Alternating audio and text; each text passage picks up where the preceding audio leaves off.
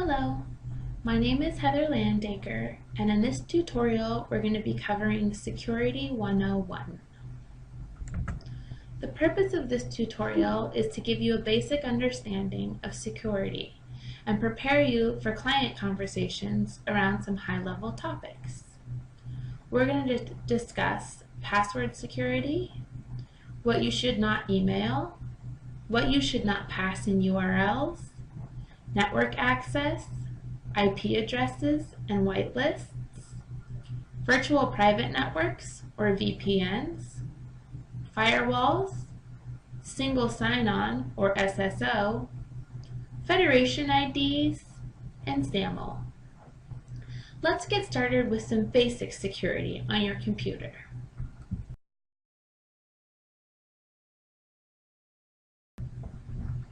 Keep certain personal information private. Avoid sharing personal details that are often used by institutions to identify you, such as your birthday, your address, your mother's maiden name, high school mascot, and pet's name. Always log off from any website after viewing or entering sensitive information. If you cannot log off, quit your browser to prevent any potential unauthorized access to your information. This is doubly true when working on a client site and using their computers. Use different password combinations for personal and work series. For example, don't use the password you use for online banking for your Salesforce password at work. When emailing or instant messaging username and passwords, never use the word username or the word password anywhere in the email, and never ever in the subject line. Very clever criminals set up phishing schemes that look specifically for the word username or password and can pull your email out and access sensitive information that you essentially volunteered to give to them by making it easy for them to find. Here are some tips for creating passwords. Don't use only letters or numbers. Use special characters, and try to use upper and lower case. Don't use the names of spouses, children, girlfriends and boyfriends, or pets. Those are easy for people to figure out. Don't use phone numbers, social security numbers, or birth dates. A clever criminal already has a minimum amount of information about you and can easily deduce if you use one of those as a password. Don't use the same word as your login or any variation of it. Don't use any word that can be found in the dictionary, even foreign words. Don't use passwords with double letters or numbers. Some of the worst passwords to use are password, drowsap, which is password backwards, admin 12345, and the name of your company or department. Finally, never leave the password blank or unpassword protected. That's a surefire way to let the bad guys in. Let's talk a little bit more about password security and what you can do to keep information secure. You must protect your online passwords. Do not write them down or share them with anyone, ever. Always uncheck the box that tells the system, "Remember password." There are several applications out there that can help you securely store passwords. You could try LastPass. A company called Random.org has also provided a service that randomly generates passwords for you that are difficult for criminals to hack. Take a look at Random.org and see if it's a good choice for you.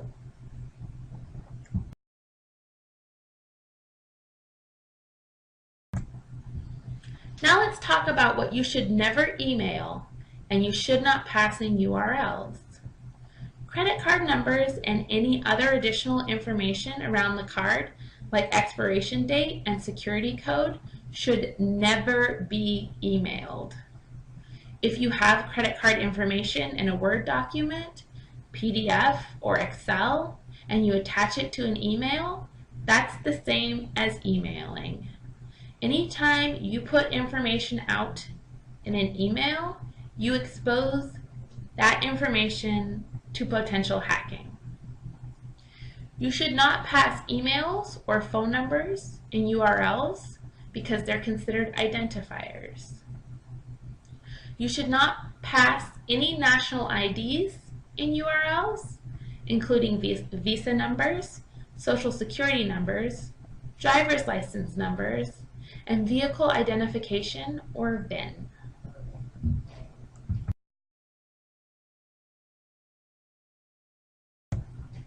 Let's talk a little bit about network access, IP addresses, and whitelists. In this example, we're going to discuss from a high level how network access and IP addresses work. In the graphic, you can see the houses represent computers, and the addresses represent the IP address. IP stands for Internet Protocol. As a computer, you may want to say you accept mail from only 1455 Condo Street, or you accept mail from all addresses on Condo Street, which would represent an IP range. To do this from a network perspective, you would create trusted IPs and trusted IP ranges, which means that computers that live on Condo Street are the only computers that can access the computer at 1245 House Street.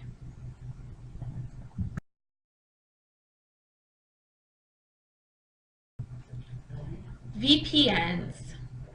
What a virtual private network does. VPNs provide a secure connection over the internet between a user and the data or websites to which they connect, and encrypts the data exchange across the connection. A user opens a VPN portal or navigates to a VPN website, and from there operates under the VPN's protection through the VPN-specific series of protected computers and networks. In the diagram, you can see it illustrated.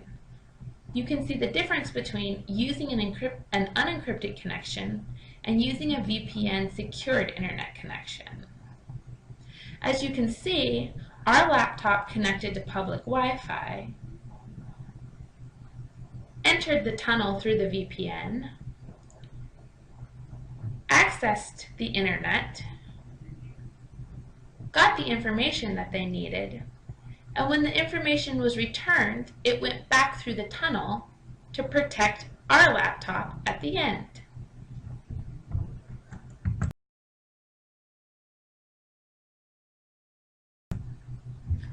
Firewalls. Firewalls are an important security component. A firewall is a network component that helps maintain traffic control moving in and out of a network. A firewall is usually placed at a point on the network where we can see a change in the level of trust. We may place a firewall on the boundary between the internal network and the internet. Or we may place firewalls on the internal network to prevent network resources from being accessed by those that are not authorized to do so. An example would be, maybe a firewall would be placed in between sales and finance. Finance holds important and private information like credit card numbers, employee salaries and ID information, as well as other private information that may be proprietary to the company. There are two main reasons that companies use VPNs. It allows you to connect securely to a remote network via the internet. Companies maintain VPNs so that employees can access files, applications, printers, and other resources on the office network without compromising security. VPNs are particularly useful for connecting multiple networks together securely. Large and small businesses rely on VPNs to share servers and other network resources among multiple offices or multiple store locations across the globe.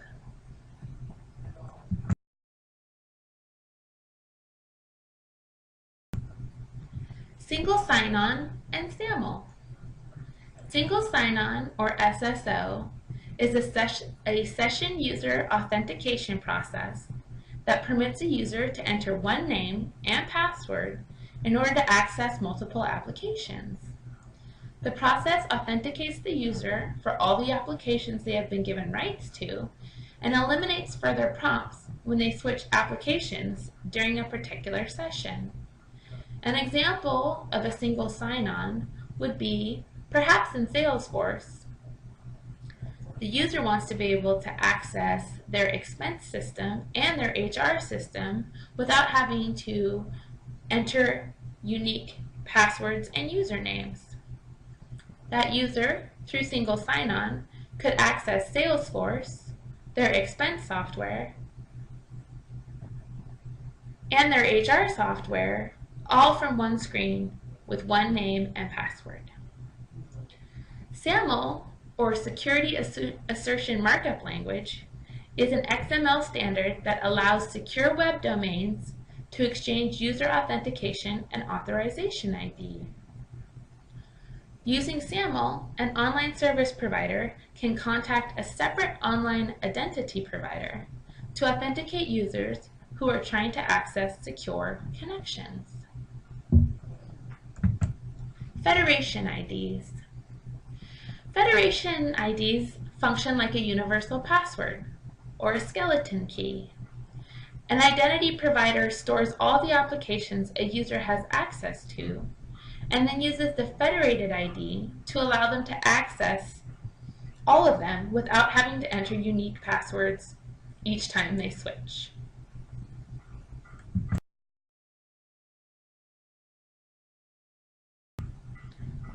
The activities you should complete after this module are: open the Salesforce user guide and use Ctrl+F to find the instructions for how to implement SSO.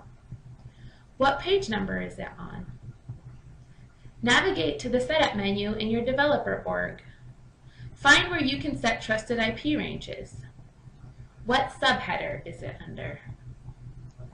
If a client wants to restrict what domains their user's email can be, what would they need to do? Thank you.